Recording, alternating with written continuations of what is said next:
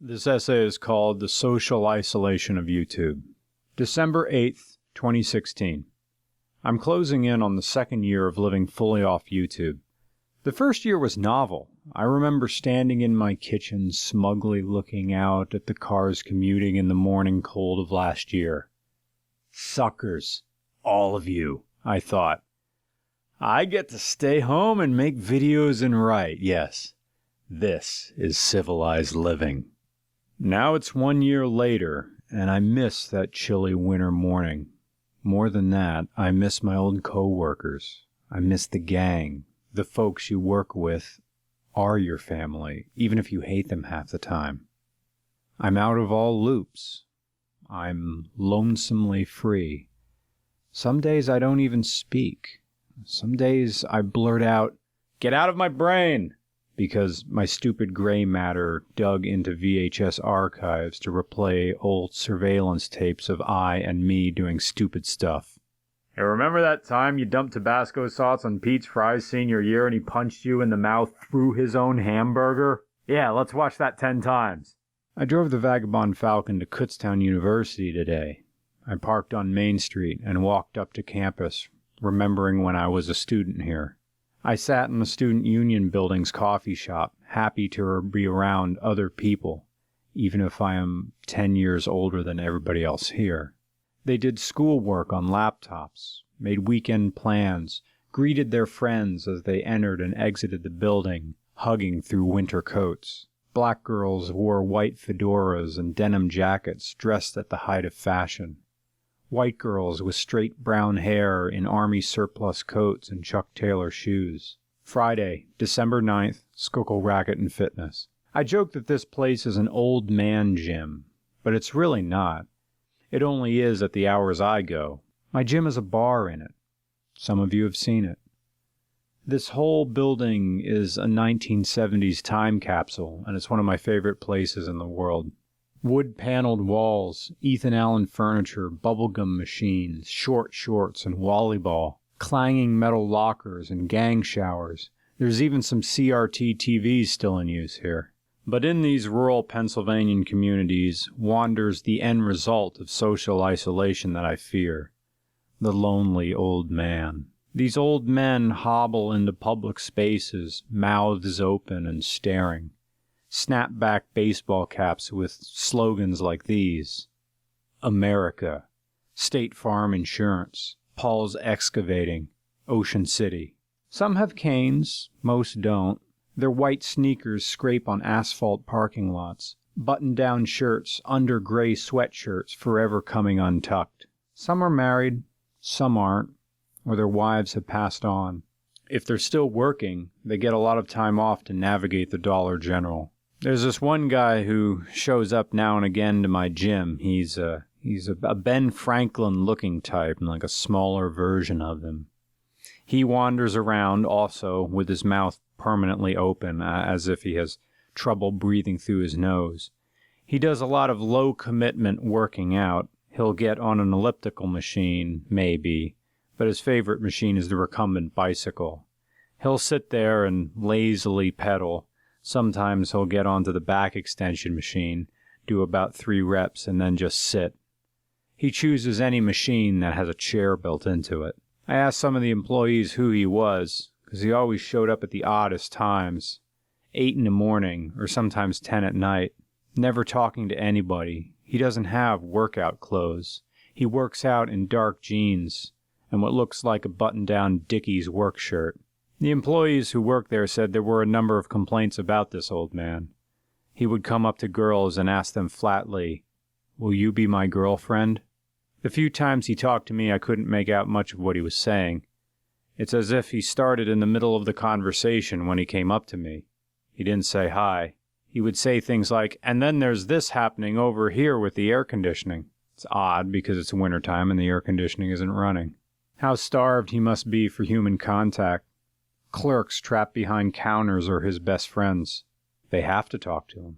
One old man occasionally floated in and out of Bruce Henn's garage. I never learned his name. He walked with a cane and sat a lot. He would shuffle in through the shop's open bay door. "What are we working on today?" he'd ask. and he'd find an old chair or a wheeled stool, take it without asking, pull it over to whomever was closest, and that usually was Tony's workstation, and he would sit and watch. He wouldn't help or even pass tools. He would just sit and sit and sit and sit, and he'd talk. What are you working on this car for? Where's Bruce? When's he coming back? Where's Larry? I got laid off. Now what are you doing? Where you going? Okay, I'll keep watch till you come back. This was during the Vagabond Falcon build. Toward the end of it, I was busy with my list that Bruce gave me every day, so I was just working on the Falcon there. And Tony had left. He'd gone into the office. Bruce was somewhere running an errand.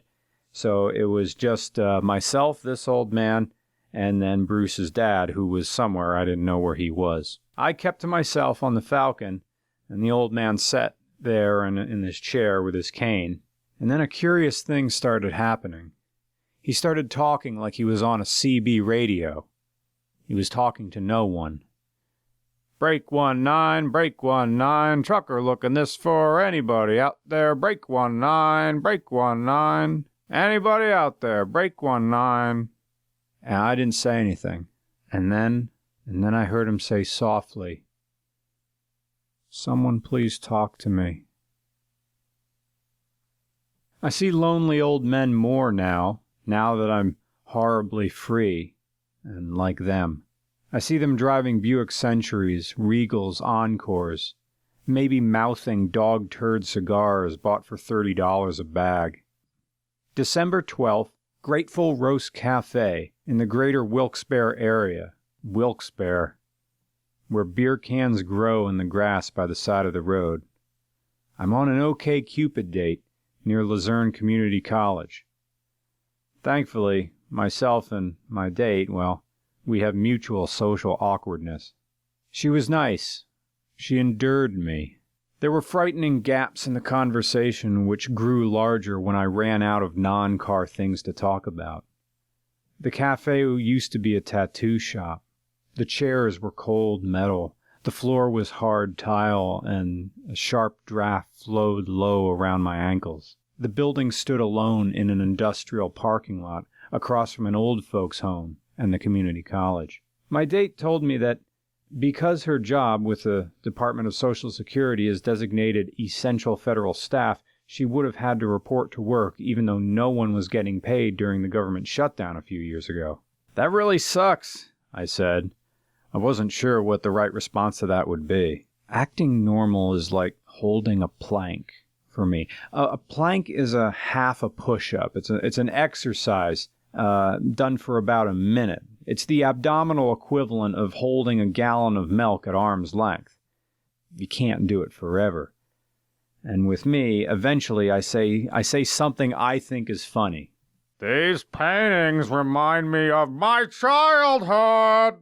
And I forget that the other person is a normal human with a job and a paycheck and Facebook groups and community potluck dinners and Netflix and Redbox and dogs and automatic transmission and extended families checking in. I wonder how comedians date. Do they have a PG set list they recite for first dates like pilot scripts written to delight and satiate Midwestern test audiences vacationing in Vegas where most shows are tested? I have a test script. Sometimes I stretch it into the fourth date before the messy me floats to the top. Cuddle me like a Samoyed. Tuesday, December 13th. My parents' house is a warehouse of deceased relatives' furniture and belongings.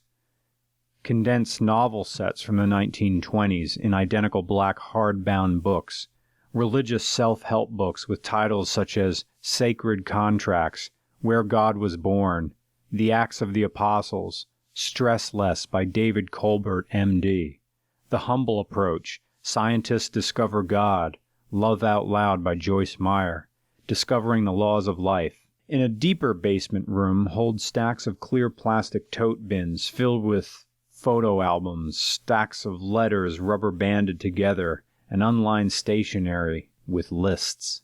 Drapery at $2.60, yards lining at $80, Labor, $3.50 per panel, 13 panels at $3.50.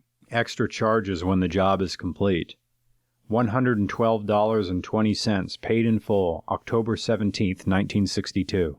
Jewelry boxes with tiny keys on strings. Rolled up teal carpets. Bank statements, at least 80 of them in this pile. Heaven forbid the past disappears. A red leather-bound organizer holds musty air and 16 loose blank pages of tracing paper and 2 unused envelopes with a flower pattern on the inner linings. A full unused matchbook from Penn Harris Motor Inn and Convention Center, routes 11 and 15 bypass, Camp Hill, Pennsylvania, 17011. The matchbook will stay in that rinsed-out pickle jar along with used birthday cake candles until the earth consumes this house.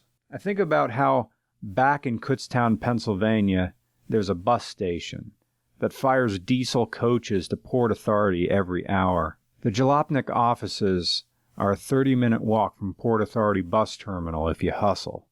That means I could be in Manhattan hanging out with Raph Orlov, Patrick George if he's in town, Michael Balaban, and the rest of the Jalopnik gang within 5 hours of any moment.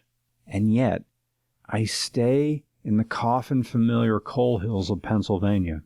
I don't know what I would do to keep the conversation going at the Jalopnik offices, apart from the introductory, "Hi, how's it going? Good to see you. What have you been up to?" I'd rather let other people talk and hang back, curling up in my clipboard where I don't have to be on. The Jalopnik gang sounds like they're having a lot of fun. Raph is learning how to ride motorcycles, Patrick George is the new boss, Steph is racing her 944, and none of them are alone. They're never alone. They have each other. And they weave in and out of other circles too, like the Smoking Tire and any press junket offering free sandwiches. I want to be part of that world. I want to be part of that world of smiles and backslapping and laughter, at least as a spectator.